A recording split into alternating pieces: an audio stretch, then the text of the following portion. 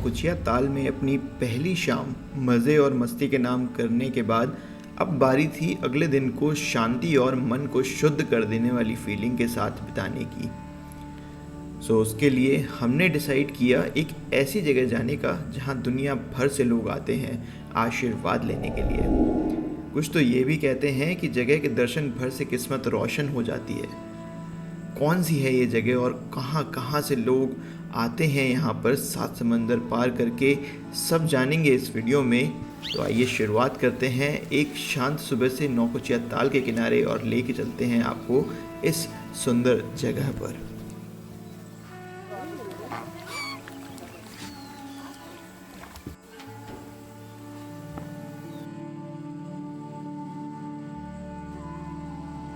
जहाँ एक तरफ पशु पक्षी थे, वहीं दूसरी तरफ यहाँ के लोकल्स अपने रोजगार की तैयारी में लगे दिखने लगे।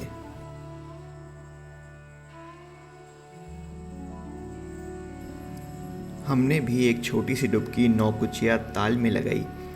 सुबह का मौसम और खुले तालाब में डुबकी वाकई में अंदर तक फ्रेश होने जैसी होती है। इसके बाद हम निकल पड़े नाश्ता करने और उसके बाद नीम करोरी बाबा के आश्रम को देखने कैंची धाम में। तो बस वो खड़ी है अपनी गाड़ी, फटाफट निकालते हैं। यहाँ से करीब 20 किलोमीटर की दूरी पर है नौकुचिया ताल से। नैनीताल से पास है बट नौकुचिया ताल से 20 किलोमीटर है, लगभग 1 घंटे की ड्राइव। चलिए चलते हैं।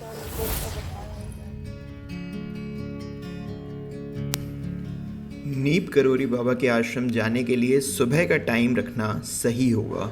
यहाँ तक जाने का रास्ता सुंदर तो है, लेकिन अक्सर यहाँ ट्रैफिक जैम लग जाता है भारी संख्या में आने वाले श्रद्धालुओं की वजह से।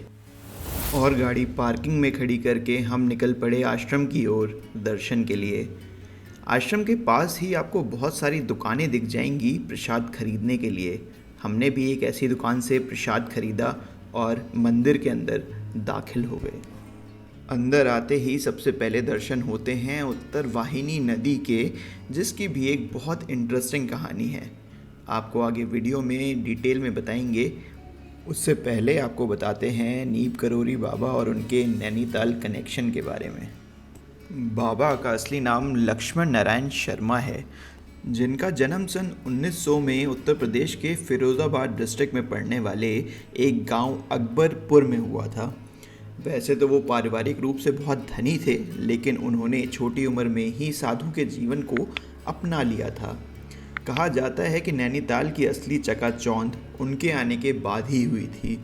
उनके भक्तों की लिस्ट में एप्पल कंपनी के फाउंडर स्टीव जॉब्स और फेसबुक कंपनी के मार्क जुकरबर्ग जैसे लोगों का नाम भी आता है। उनसे जुड़े 2 इंटरेस्टिंग किस्से आपको बताता हूँ। सन 1958 में जब वो ट्रेन से बिना टिकट यात्रा कर रहे थे, तब कहा जाता है कि टीटी ने उन्हें नीम करोली में उतार दिया, जिसके बाद वो ट्रेन स्टार्ट ही नहीं हुई। यात्रियों के कहने पे जब बाबा को ट्रेन में दोबारा बैठाया गया तो ट्रेन खुद ब खुद सही हो गई और यह देख वहाँ मौजूद सब लोग हैरान रह गए। एक किस्सा ये भी है कि एक बार उनके आश्रम में भंडारा चल रहा था और अचानक से प्रसाद बनाने के लिए घी कम पड़ गया। जहाँ सब ये सोच के परेशान थे कि अब भंडारा पूरा कैसे होगा, नीम करोली बाबा ने अपने शिष्य को साथ में बह रही उत्तर वाहिनी नदी से 2 बाल्टी पानी भर के लाने को कहा और उनको ये भी कहा कि इसी पानी को यूज़ करके प्रसाद को बना लिया जाए। बाबा के चमत्कार से वो पानी की बाल्टियाँ घी में कब कन्वर्ट हो गईं और भंडारा कैसे आराम से निपट गया, ये आज तक लोगों को आश्चर्य में डाल देता है। ऐसे कई चमत्कारी किस्से हैं बाबा के जीवन के, जिसके चलते उनके श्रद्धालुओं में उनके लिए बहुत आदर और सम्मान है। कहा जाता है कि बाबा हनुमान जी के परम भक्त हैं और कुछ लोग ये भी मानते हैं कि वो हनुमान जी का ही अवतार हैं। अब इस बात की पुष्टि तो हम नहीं कर सकते, लेकिन एक बात की गारंटी हम दे सकते हैं। आप जब आश्रम में जाएंगे तो आपका मन खुशी से भरपूर मात्रा में भर जाएगा।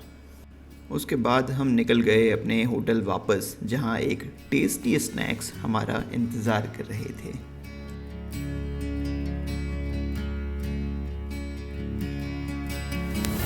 नाश्ता करने के बाद मन को और रिलैक्स करने के लिए थोड़ी देर कयाकिंग का मज़ा लेने चले गए हम।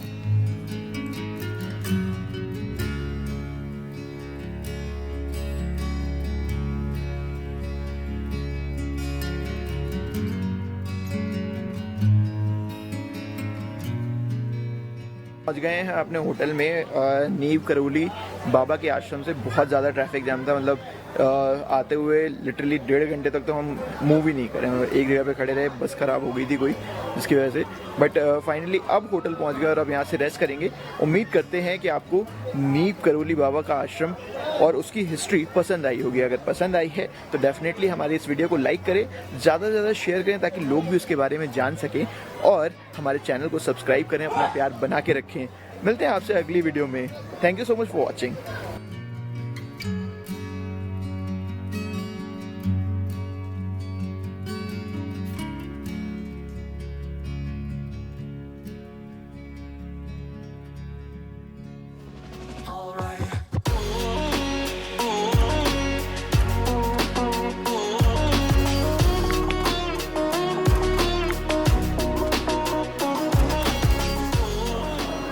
तो दीवान जी भी आ गए किचन में। दीवान जी, आपकी जो हॉस्पिटैलिटी है उसकी तो मतलब तारीफ करनी पड़ेगी। कैसे कर लेते हैं आप? क्वालिटी कैसे मैनेज कर लेते हैं? रोज डेली अलग अलग चीज़ों में भी सेम क्वालिटी कैसे मैनेज करते हैं? बिल्कुल सर, हमारे कर्मचारी हैं कुंदन दा, तो पीताम्बर दा जी जी। हाँ, मतलब एक तरह से सोने बोले। हाँ, आलू बुखारा है ना? आलू बुखारा है, ये खट्टी मिट्टी है, इसमें चटनी में ज़्यादा काम आता है, फिर लाल होती है तो मीठा होता है। मीठा होता है। और ये भैया लाए हैं इस वाले पेड़ से तोड़ के, ये सामने लगा। ये माली भैया जो KMVN का सारा देखते हैं।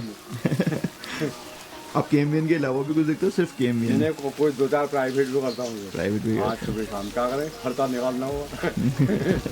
सही बात है।